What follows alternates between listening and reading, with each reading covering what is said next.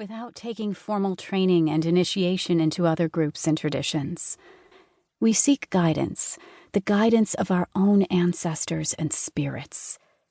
We have so many questions about where we came from and who came before us. We can only figure out where we are going if we individually and collectively understand where we have been.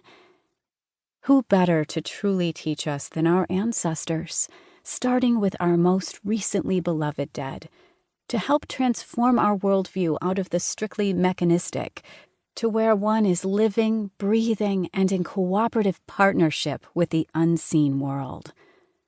We are seeking the remedy for our spiritual blindness.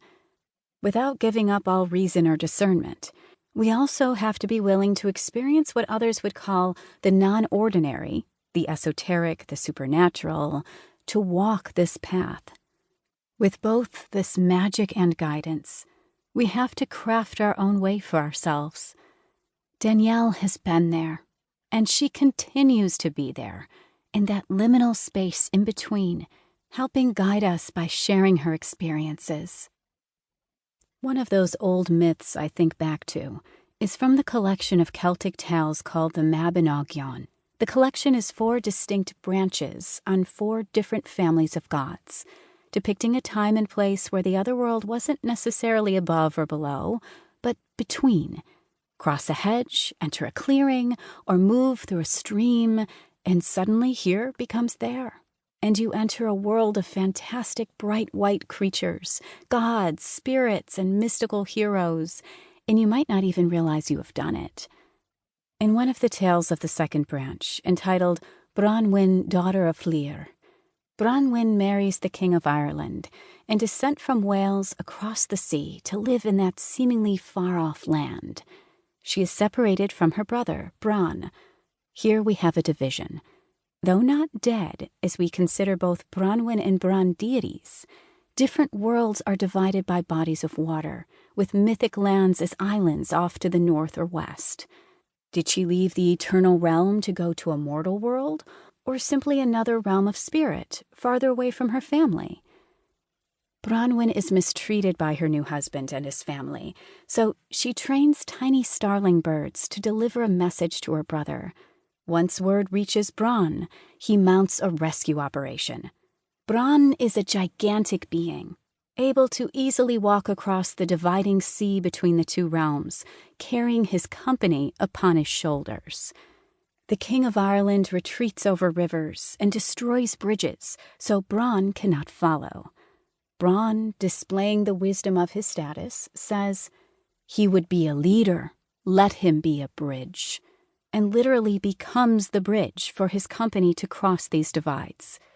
This wisdom has become a proverb among the Welsh in regard to their leaders.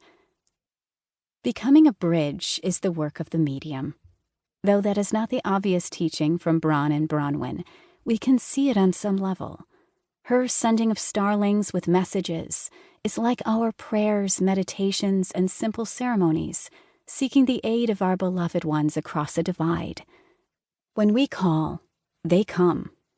But the conditions of our circumstance, the things that appear to rule us, like the King of Ireland or our own modern worldview, can try to create further division and separation, even when we are sincerely seeking help from beyond.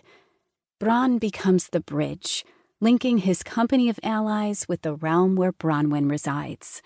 Mediums and spirit workers become the bridge, connecting both sides and relaying messages, blessings, and healing.